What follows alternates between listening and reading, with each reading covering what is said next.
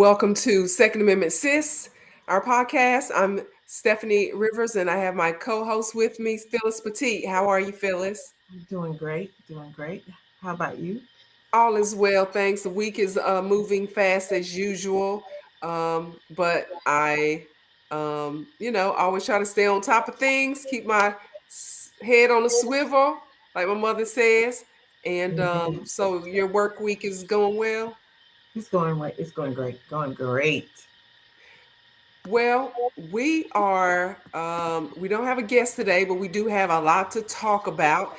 We're focusing on the shooting that happened in Buffalo, New York. And so this is another segment of what would you do? But before we get there, we are just going to flush that out. I wanted to start with a paying homage to the people who lost their lives in the shooting, the terrorist shooting that happened on Saturday in Buffalo. And this is just a list of the names of the victims.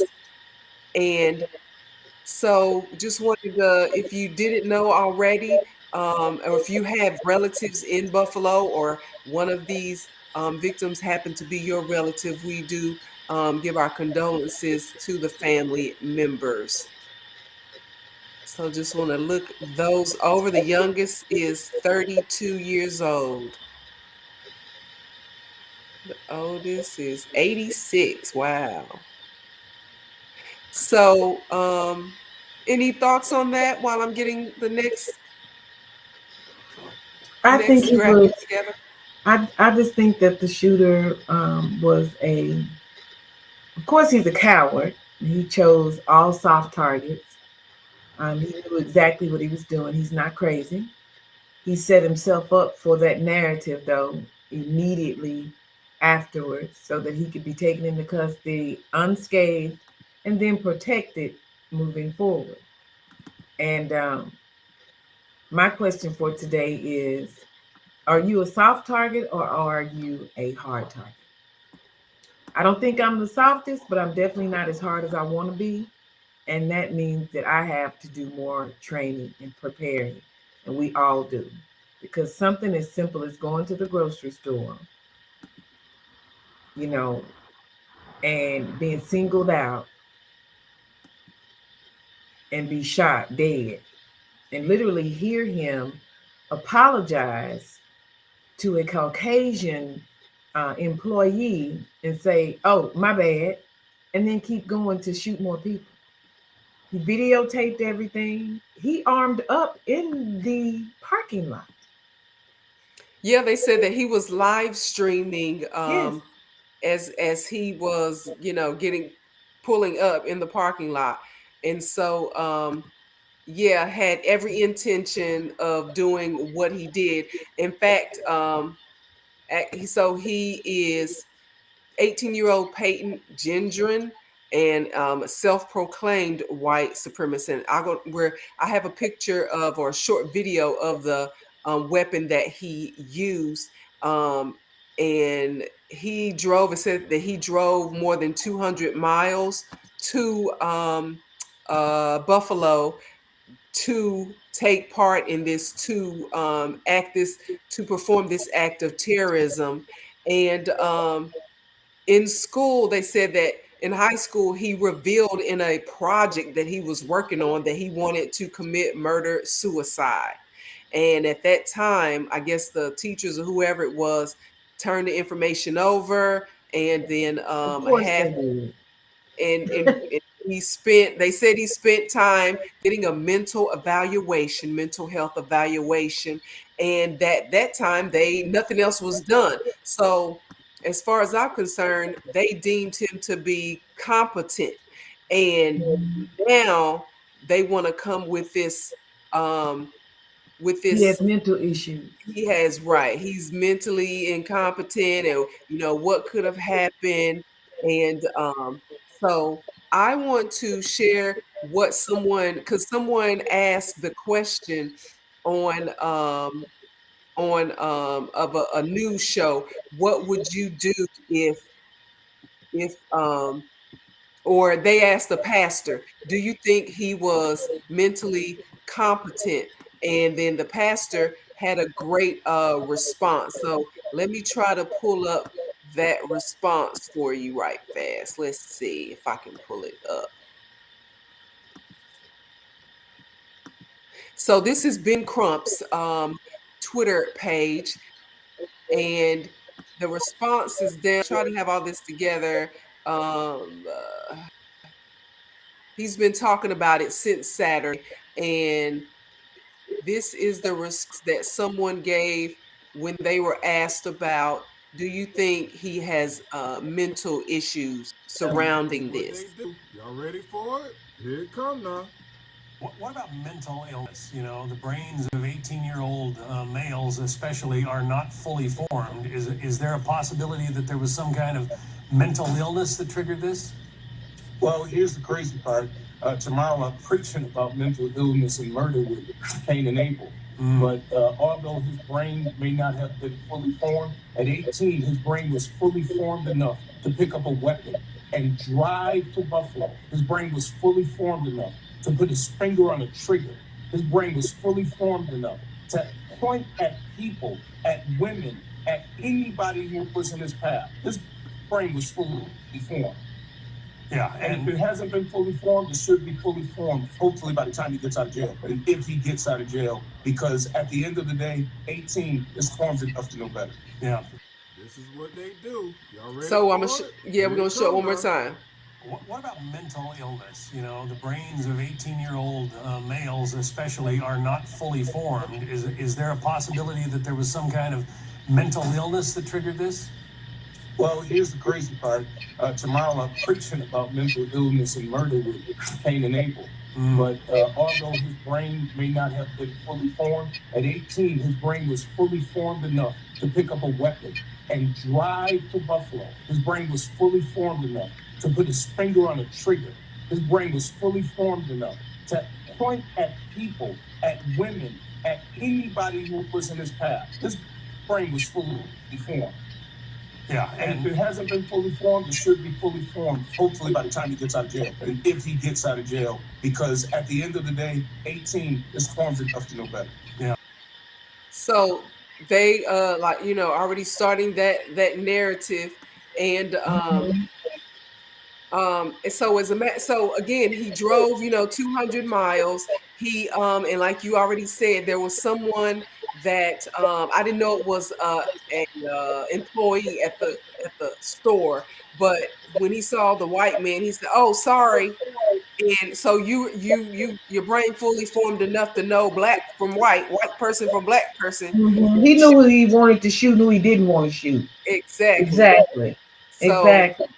It's the same as it always is, and they're getting younger and younger, more brazen, and literally studying, our patterns and our behaviors and where we are in greater numbers, but also studying, who to do that to, because he didn't go to the hood to do that, where there are other guns.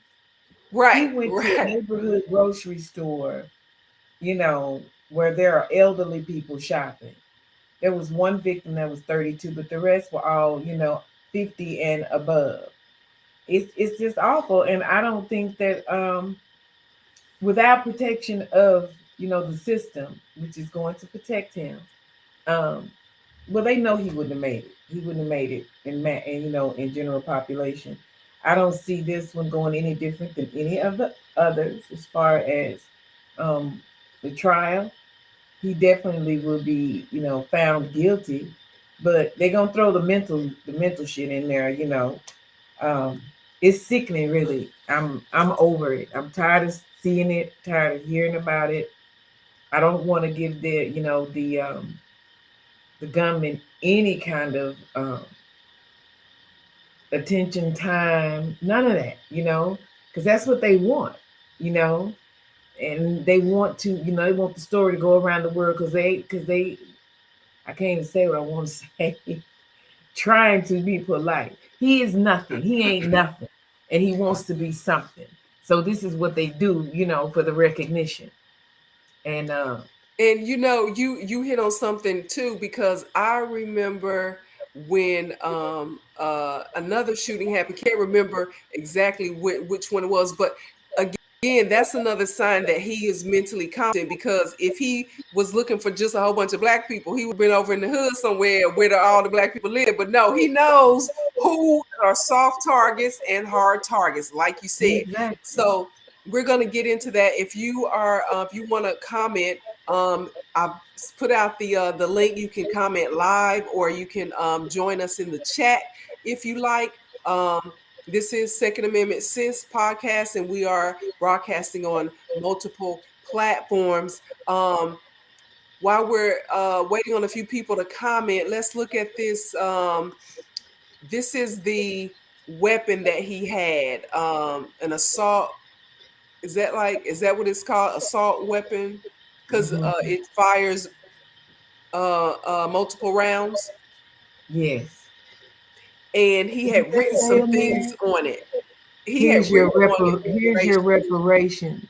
And then there was another angle of the weapon that I can't find right now, but the Mm, top of it, yeah. neck of it had the N word on it, and it had 14, the number 14, 14. And then some people, and that's, it's hard to keep up with all these notations and quotations and what this means, but Hmm. I mean, that's what you have to do. Apparently, I was told that the number 14 to white supremacists means Heil Hitler, Yeah.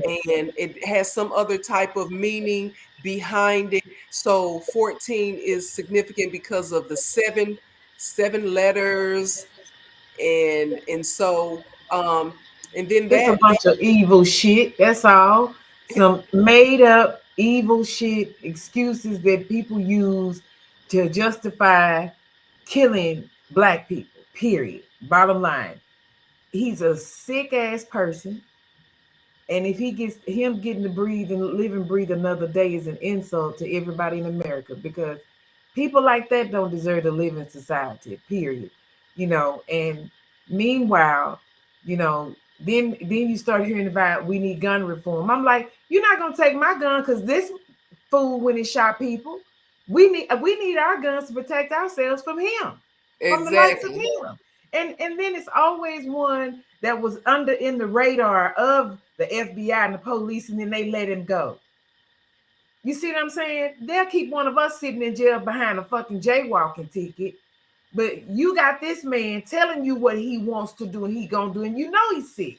You know something wrong with him, but you let him go. And then when he does something, y'all show up and walk up to him just like it's a fucking Sunday at the park and handcuff him. I'm Definitely. so old. I'm tired of it. Well, in fact, I don't know if you heard this part, but his family is gave the excuse that, oh, he was depressed and it was because of COVID. They Of blame COVID, course. girl. Yeah, they That said because he he had COVID. I was like, what kind of shit is that? Like, who hadn't had COVID? Some of us have had it twice. right, we ain't go around shooting everybody. So yeah, I guess so he they had were what they call long COVID, sent him into a rage to intentionally, without intent, to go kill black people 200 miles away. I don't get it. so I just don't get it. How they're I even want allowed to use those these insanity excuses. So here's another fact. And if you are watching, if you want to comment in the chat, or you want to call in and tell us what would you do if what's your active shooter defense strategy? That's why we're really here, because again, we've heard this story before. Somebody feels not, appreciated, under recognized, under, valued or whatever. They take it out on somebody else. And so we've heard this before. So our goal is to be ready and stay ready. And so the question is, what would you do? What is your active shooter defense strategy? In fact, the other just yesterday or day before, I found myself walking my recyclables out with my gun on my hip, and normally I have a jacket or something over my over it, so it's a concealed carry. But I was walking and doing some other stuff, and before I knew it, some of my neighbors were walking towards me, and I know they like, damn, she carry she carrying that stuff to the Good. recycling bin with her Good. because you just don't know when you gonna run up on these people. And I know, Phyllis, you Listen. said you don't even go to the grocery store anymore, but I've started carrying in the grocery store, and I've seen other people carry in the grocery store. And so the question becomes, how would somebody differentiate if are you the shooter or they the shooter? Because those become issues. But before we get So if there, you you crossing paths with someone that's coming in the store armored up in the middle of the summer, know that there's an issue. You know what I'm saying? People, you don't want to live your life in fear, of course, but you do want to be aware of what's going on around you. Because if you see him before he sees you, then you can definitely protect yourself.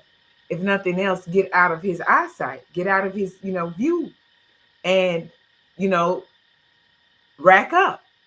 Because if you laying on the ground and he's coming towards you, you can wear them ankles out, shoot him between his legs, whatever you got to do to get the upper hand, but all of it is a matter of being prepared, and not taking unnecessary chances by not paying attention. And when you're, as we're all getting older, we have, mothers and grandmothers and aunts and whatever, ourselves, I don't want to be looked at as a soft target. I want them to look at me and think, what? I better not, go there. Of course, if he's armed up and he's armored up, he ain't caring what I look like. I'm not intimidating at all because he's going to get the drop on everybody in that grocery store because, no one's prepared. The security guard got one shot off, but had he got him under that helmet here, he would have got him. Mhm, He would have been dead. mhm. And I can say that's one thing that we do train on when I go to trainings. When I go to trainings, he's always telling us we have to make sure we hit that small target, just as if that was somebody's head, because you never know. Right. Yeah, I So, worry about the paperwork later. amen. So here's another fact that when you look at who police take alive and who they find a way to kill or a reason to kill, the unarmed black people are the ones who are dying. Of The armed course, white every people who time. kill people are the ones who are taken peacefully to jail, Mhm. and it just makes And they no all sense. look crazy. Look at them. Every last one of them look crazy, Look drugged out, crazy, spaced armed, out, everything. everything. Every last one of them. Every last one of them. They look like something wrong with them. Looking all wild eyed. I mean, every last one of them. All the victims had normal people, everyday people minding their own business, youthful, and they get killed by the police. So we have a comment from Babu Amawale, who says there are three basic responses: run, hide, or fight back. And Right. if you decide to fight back and the threat is wearing body armor, shoot for the head, neck, stomach. Even the legs are a viable target, which is Indeed. um, good good Indeed. advice. Um, Indeed. I have yeah, a friend that says that he's not um, an advocate of a 2A. He does not want a gun. And so I asked him after the incident Saturday, I said, has that changed your viewpoint? And he goes, no. And I was like, really? And so he says to me, well, what would you do? What you gonna do? What do you mean? What you gonna do? What are you going to do? I'm not going to just wait and see what's gonna happen. If I feel like there's an opportunity if I have no other choice but to fight, I'm gonna fight. It's either fight or flight, right? Of right. course, I'm going to try to protect myself and get out of his view and make it out of there alive. But if he walk up on me and it's me and him, it's me and him. You know, I'm not going to just stand there and wait to be shot.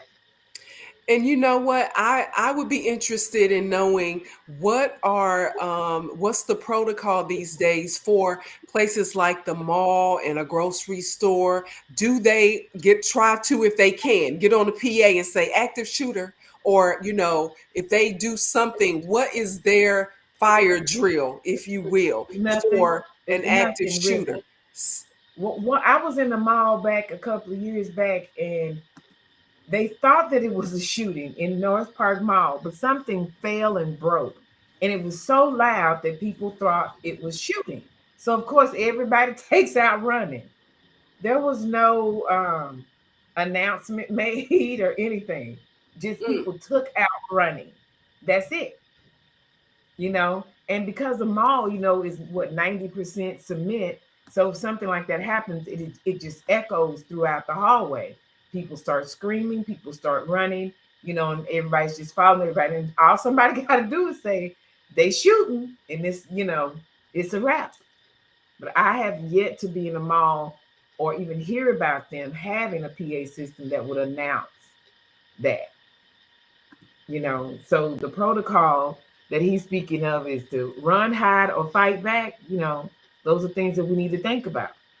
And when I think about where I park my car, I really hmm do. I don't want to be um, too close to the door. I'll take the walk because while I'm walking up, I'm looking at everything that's going on around me. I'm never in too big of a hurry that I'm just in a hurry that I'm going in, I'm coming out. I've just become so much more aware of my surroundings. And when people walk up, if it's the middle of the summer and somebody's walking up in a trench coat, I suggest you go the opposite direction as quickly as possible.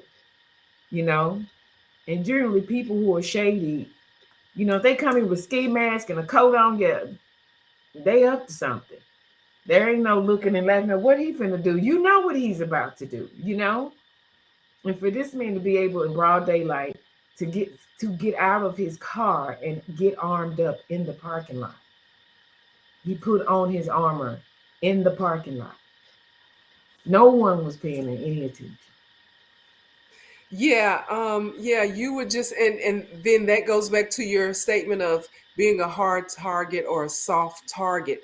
And mostly, elderly, if even if they're, we're just too preoccupied Mhm. with what's going on in our little, space, how far we can reach, Mhm. that we don't and it's so yeah, when you're getting out of your car, your vehicle, when you are parking, when you're at the meter, when you're getting the baby in and out, you just need to be prepared to move as swiftly as possible, and just practice, practice like your kids practice at school, the fire drills. Have a way to have and it's not necessarily going to go exactly like you practiced it, but you want to have some type of a plan, Yes. because a plan is better than no plan. And so, even if you, and that's why I even said, and Phyllis, I haven't mentioned this, but maybe it's something that you could sign up for, or there's a company, I have to look them up. They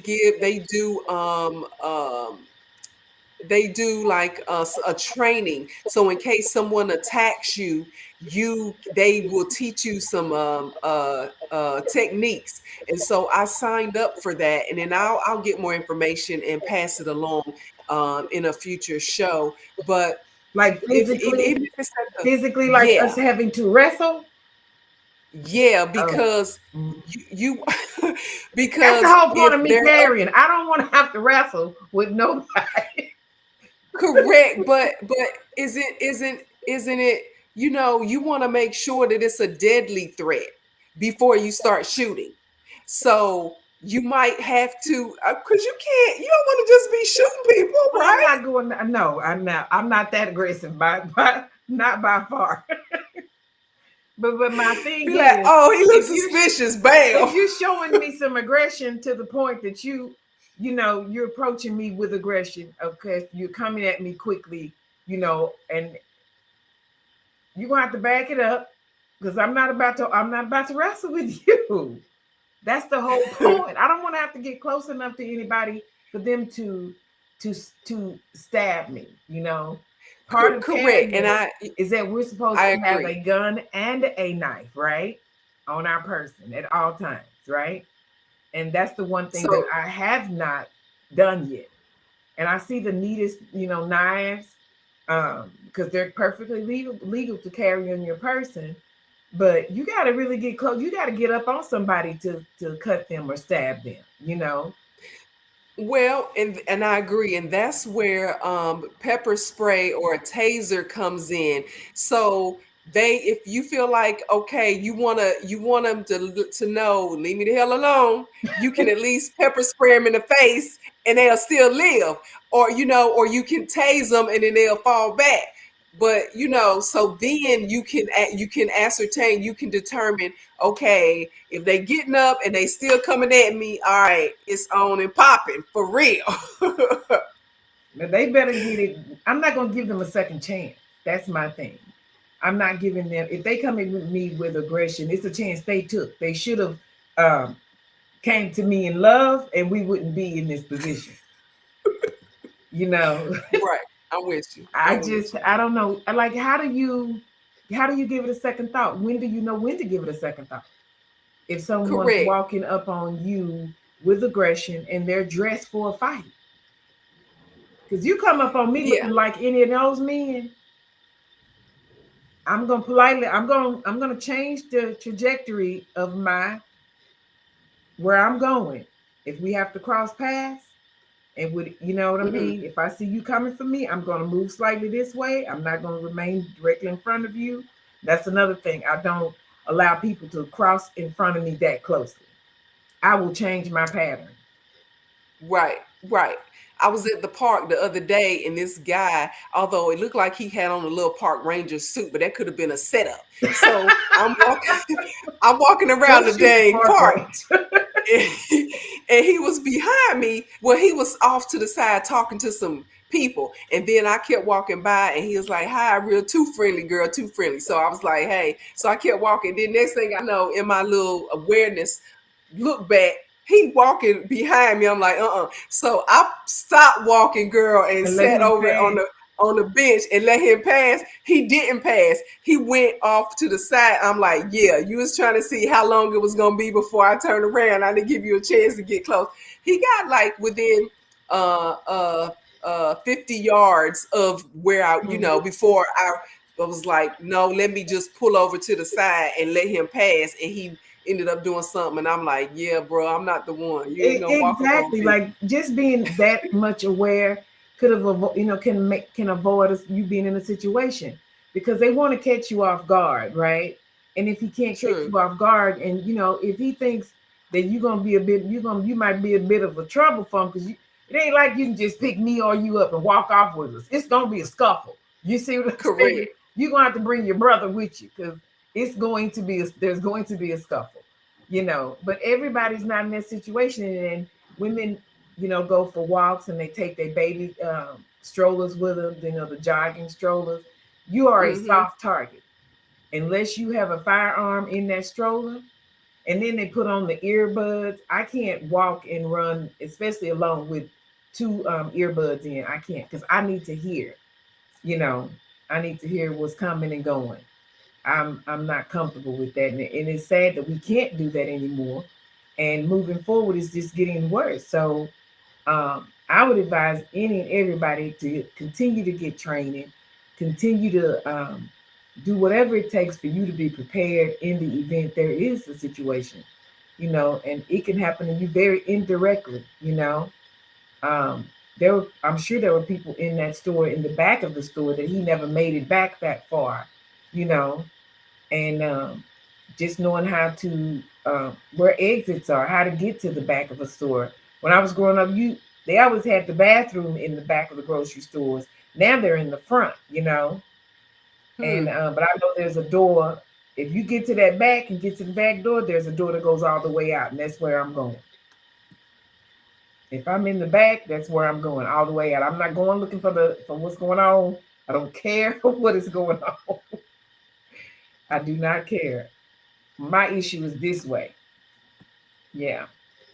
So, what do you have you has your daughter asked you anything about it? Have y'all Yeah. discussed it? What are you sharing with your daughter about how to build her awareness and because kids they just get to laughing and talking and they'll follow a ball out in the street if they're young enough. So Listen, and that's well, we talked about it, and we always talk about things that go on in school. And and I tell her, if there's a fight going on to the left, you go to the right.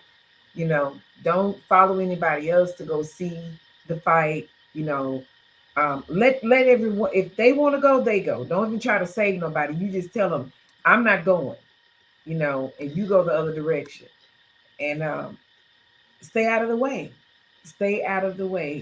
Because I remember being a teenager and went to a football game, and some girls got into a fight, and one girl had a battery acid in a jar, and she threw it at the girl she was going to fight, but she missed her and hit a bystander.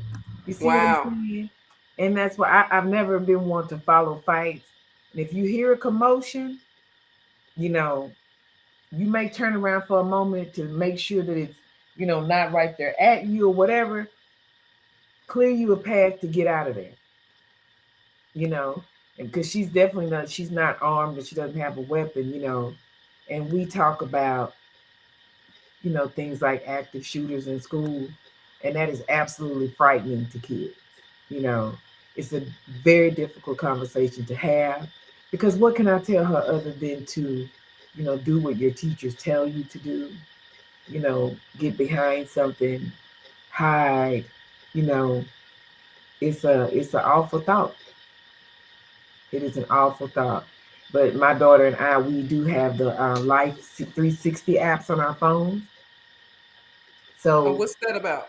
it's a tracking basically. So I know where her phone is, and her phone is supposed to be wherever she is, and Hmm. she can track me as well. And Okay. so, and I advise parents to do that. It's absolutely free. It doesn't cost you anything. Because in this day and time, if your child has a phone, you need to have some device on there so that you can tell where they are, you know. And So, question then. So when you and I we were in Las Vegas and we went to the concert to see Silk Sonic, and they took our phones and put them in these little yonder pouches that that magnetic disabled it. thing. Hmm. So do they in your child's school, do they allow them to keep their phones on them, or do they tell them turn them off? Like what's the They situation with tell them that? to turn them off.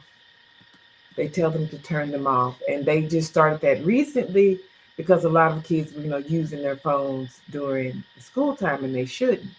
And I don't like it. And so my daughter usually she'll turn it off in front of them and turn it back on. Oh, because they don't like stand over you, or they just say it's time to They turn your do for phones the off. they do for the moment, you turn it Right, off. But right. as soon as she gets an opportunity, she turns it back on. You know, like I told baby, I pay that phone bill, and that's the purpose of her having it. In the event something happens, she can contact me. You know, you can't tell me, especially if you haven't, my child hasn't broken any of the phone rules. I don't think all children should be punished because some don't abide by the rules of not, being on it, whatever they're told to do. But to tell them to turn it off, that defeats the purpose of the parents sending them to school with a phone for an emergency, for emergency purposes. You know? Right. I don't like that. I think that's a bit much. And for those that get in trouble, then yes, take their phones, you know, confiscate them and give it back to the parents, have a conversation with the parents, whatever. But to make all the students suffer for that, I don't like that. That I don't like. And Correct.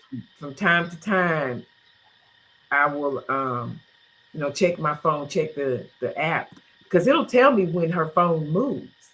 So I definitely know, that she's moving about the school or if she's come out of the building, you know.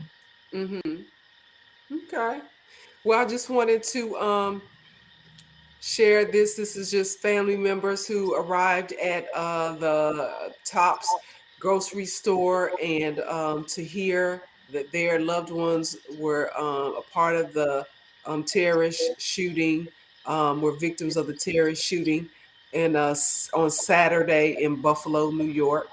And so our condolences go out to the family members of the victims, and we share those names at the top of the show. So if you know anyone in Buffalo or you're a family member, we would like to hear from you. And just to hear, what are you, because a lot of times what we see nationally on the news, there's a whole nother story going on with the truth sometimes. So we would love to hear from you if you know anyone who can shed some light on this situation. And so and our whole goal here at Second Amendment Sis is to engage people in the to introduce you guys to the 2A community, and to advocate for being more skilled, and get your license to carry, so that if something goes down wherever you are in a better position to defend yourself and your family, and leave with your life, because some people are looking for you to not be aware. They're looking for you to be a victim, and that's why we need to. And you see, they keep taking these people in. They kill a bunch of people, they arrest them and walk them in. Unarmed black people, they die. So we Yeah, the want you to unarmed be black people that they're shooting were not even committing crime. crimes. Exactly. That's the saddest part. They're not even committing crimes and they got killed for not even committing a crime. And here this man shot people like it was nothing. And then walked outside and just stood there, put a gun to his neck to set the stage for his protection moving forward. Now he on suicide watch and all of this. He don't want to kill himself. People who want to kill themselves, they do They it. do. Exactly. They They do it. He do. wants some attention. He wants some So attention. He wants some glorifying, just like they did the Kyle Rittenhouse and all the rest of them. And every last one of those men who committed these mass shootings, they're living, and taxpayers are making sure that they survive every day with 3 hots and a cot. And they probably not doing anything out on a farm anywhere working, because if they put them in with general population, that's it for them. It's over. It took a few years for that guy to kill Jeffrey Dahmer with a mop handle. And I I think, didn't know. I didn't know yeah, it was a mop handle, but I know, yeah, they finally got to him. they beat him with a mop handle. The guy that killed him, he already had like double life, Mm. so he had absolutely nothing to lose, nothing. So even if you're not calling in, we want you to have a plan so that you know what you and your family plan to do in case you're in the area of a active shooter.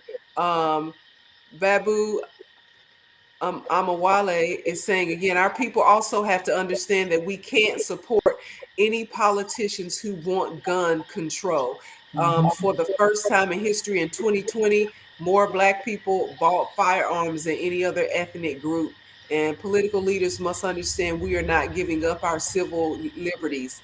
And, Mhm. is that a reason why you think, Phyllis and Babu, that now, and I, it's like, I don't expect anything to change with the gun control, because they say every time there is an active shooting, a Mhm. terrorist act, they say, "Oh, we want gun control," but they really don't do anything. So I Mhm. just think it's just, of course, they're engaging the general public who are afraid of weapons and firearms, but I don't really Mhm. think they plan to do anything. But right now, right, we are the people who are purchasing the most guns, and we need to be trained with that. we need to be ready, not just, have something to put in your, under your pillow at night, but be Right. willing Or to, something to just brag about. Ooh, I got my license, but you're not doing anything with it, and you be the first one to scream and holler when something happens. Running up behind somebody else. You know, well, where is yours? If you had yours and I got mine, we could get us out of here. You know, really. right, And right. I'm angry with people. I won't say angry. I'm agitated with people who are willing to vote for candidate for politicians just because it sounds good. I'm not giving away my vote to anybody that doesn't support my interest. And there hasn't been anybody in a long time. We keep getting hoodwinked and flim flammed on these votes. And the last thing that we want to do is vote for somebody who is talking about gun reform and all that. So basically, we're already out here being hunted and killed. So now you want us to say, okay, you can go and take our guns and they can just come on and get us. That ain't Mm, happening. That's just not happening. And to be correct. honest, they can't take guns from us unless they take them from their counterparts as well. You see? And that's how we know nothing's going to happen with that. They just talking, they just running their mouth because they're not giving up their guns. Even if they say they are, they not. You can best Right. believe they got a whole trough of undocumented firearms and ammunition. You know, they'd be a fool to give it up, quite honestly, Truly. because this world is just getting rough and the economy makes it rougher. People are, desperate times calls for desperate measures and people doing things that they wouldn't normally do just to survive.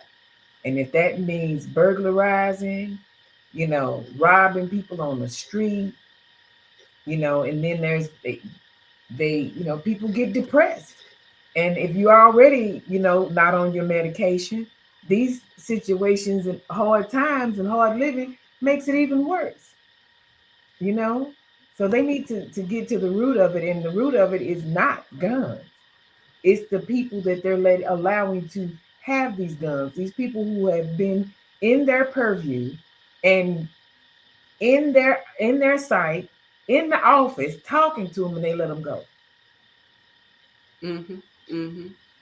There needs to be laws in that, like there's no consequence to you letting someone go that you knew had issues. I don't get that.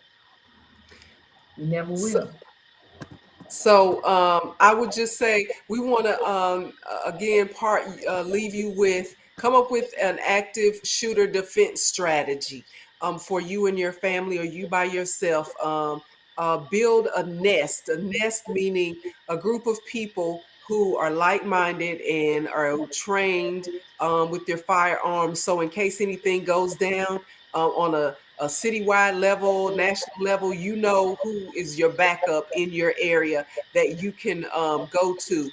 And everybody decide. It's kind of like when you say we having a cookout. Who bringing the potato salad? Who bringing the hot Mm-hmm. dogs? Who bringing the buns? It's Mm-hmm. like, okay, something going down in the city. Who bringing the bullets? Who bringing this? Who bringing that? Y'all need to Mm-hmm. know. Y'all have your active shooter defense strategy and know who's bringing what and who's got what to add to the defense. Since speaking of that, we have the Our Tribe Shot Expo coming up in June 25th and 26th. And we will have classes on all of these things that we're talking about. We have fundamentals gun classes for beginners. We have de escalation classes for de escalating um, um, situations such as a traffic accident or you bumping into somebody in the store and it getting out of control, learning how to de-escalate. We have classes on how to clean your gun.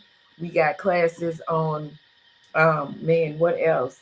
There's so many. But this year we're gonna blow it out at this shot show. It's gonna be at the Frisco Gun Club. If you guys haven't heard about it, go follow Second Amendment Sis and watch out for all the ads that come down, or go to Our Tribe, the Facebook. We have some great things coming up and going on, and this shot show was a big deal last year, and it's going to be even bigger this year. Um, we will be out there on a Saturday and Sunday. We're going to have food trucks. Of course, we're going to eat and have a good time. We're going to learn a lot, with each other, fellowship, and learn some things that we didn't know, and then come away from it being able to say, you know what, I learned something today. I know something I did not know. And it's quite empowering, really, to not feel, you may not feel like you're 100%, but you feel more confident that you could defend yourself if you had to, rather than Most just standing definitely. there and letting it happen. I agree. I agree. Um, and I was gonna say something, but I forgot what it was. So at any rate, we will be broadcasting. If not both days, we'll have one of our broadcasts from the event. That's going to be a 2-day event. So look for that, and Phyllis will be out there with um, her wares as well as I will. So you'll get a chance to I meet think we're us going to in be person. we may be inside. I hope we are inside. So you know what? I missed the conference call last night. I was in Cancun Oh, doing some yay. swimming and stuff. And I was like, oh, because when I get my email, it's in the evening. And by the time I got to the email, it was already over. Well, So it's every other Tuesday. every other Tuesday. Yes, just remember Okay, that. Just put it in your phone. It's every other Tuesday. So will do. Yes. Looking forward to it. It's going to be a lot of fun this year. All right. So thanks, Phyllis, for being here and putting some perspective on our topic, and we know we have, in fact, given you something to think about. So I always try to leave you with a call to action, and that would be come up with your active shooter defense strategy, and for you and your family, because we want to not be a soft target. Indeed. Indeed. All right, ma'am. So we will see you next time. Do we have any guests lined up for future shows? I'm working on something. You got to get back to me with your available date. Yes, I will Yes. do that. Yes. All Working on right. something. This month, we're everybody's doing so much and getting ready for the SHOT Show. We finally launched the web link, so now people can get signed up for everything, and it's going to be exciting. You've never been a part of it, but you're going to have an awesome time. So, do you happen to know the URL? Not by heart. Hold on, but I can tell you. Oh, well, that's fine. We'll have it We just ready for posted. next Yes. time. Okay. All righty. So we'll see you next time, and on our next episode of Second Amendment Sis. You guys have a great rest of your week. Indeed. Stay safe. Bye.